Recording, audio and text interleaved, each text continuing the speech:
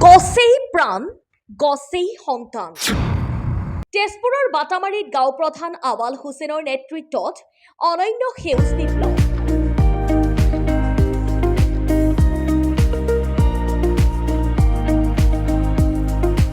মৰুভূমি নহয়, বাটামাৰী হ'ব সেউজ স্বৰ্গ।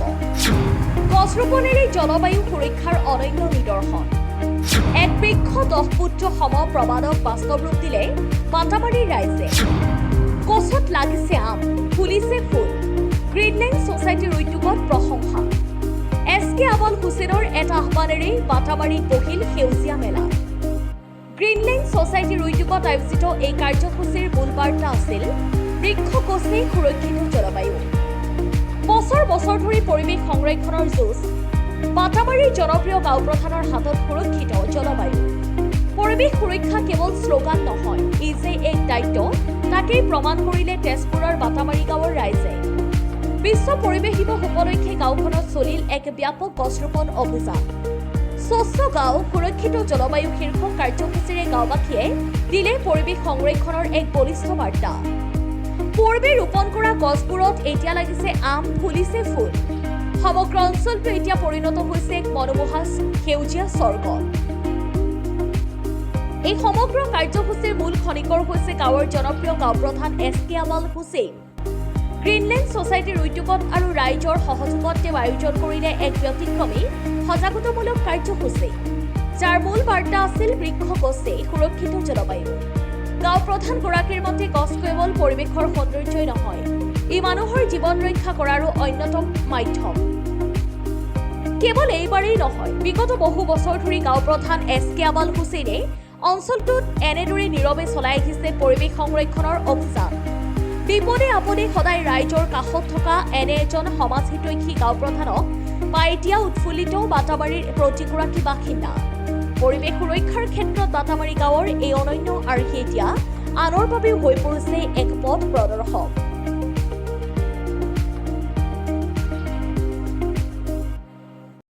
আজি বিশ্ব পৰিৱেশ দিৱস। তাৰ মূল উদ্দেশ্য হ'ল যে গছ থাকিলে মানুহ থাকিব। যদি মানুহে গছ, আজিৰ যুগততো মানুহে গছ কাটাত আছে, লগোৱাত খুব কম। আজি আমাৰ এই দোলাবাৰী অঞ্চলত পূৰ্বৰ পৰাও দোলাবাৰী অঞ্চলত বৃক্ষৰোপণ কাৰ্যসূচী মোটামুটি ময়ো চলাই গৈছোঁ, আমাৰ এই চাচা জামাল হক ডাঙৰীয়াও চলাই গৈছে। এতিয়া আমাৰ মোৰ যি কাৰ্যসূচী আছিলে, মই যি 1000 গছ পুলি ৰোপণ কৰিম বুলি আপোনালোকে জানে, মই এটা প্ৰতিশ্ৰুতি মোৰ আছিলে। তাৰ যি কাৰ্যসূচী আছিলে, তাৰ লগত আজি গ্ৰীণলেণ্ড ছ'চাইটি তেখেতসকলে আহি কালি মোৰ লগত যোগাযোগ কৰিছে যে আপোনাৰ এই যি 1000 গছ পুলি ৰোপণৰ কাৰ্যসূচী আছে, সেই কাৰ্যসূচীত আমিও আপোনাৰ লগত সহযোগ কৰিম। সেয়ে তেখেতসকলে আজি এই কিছুমান নতুন ধৰণৰ গছ, যিবিলাক চাইনাত একচুৱেলি ৰাস্তাৰ দুয়োকাষে লগায়, সেইবিলাক গছ পুলি আনিছে। আজি তেওঁলোকে আনিছে, তেওঁলোকৰ লগত মই সহযোগিতাত আছোঁ। আমাৰ এই জামাল হক ডাঙৰীয়া, তেখেত আগৰ পৰা ইয়াত আপোনাৰ ফল মূলৰ গছপুলি ৰোপণ কৰিছে, দুয়ো কাষেই কৰিছে, তেখেতো ইয়াত আছে। আমি সদায় সহযোগিতা কৰি যাম। আমাৰ গাঁৱৰ গ্ৰীণলেণ্ড ছ'চাইটিৰ সদস্যৰ বাহিৰেও আমাৰ গাঁৱৰ যিমান যুৱক আছে, সকলোৱে মোৰ এই কাৰ্যসূচীৰ লগত সদায় জড়িত হৈ আছে।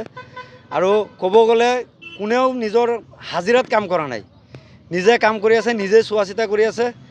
ৰাতি দিনে আমাৰ এই মোৰ চাচা জামাল হক ডাঙৰীয়া, মই ৰাতিও চাইছোঁ, এই গছপুলিত পানী দিয়ে।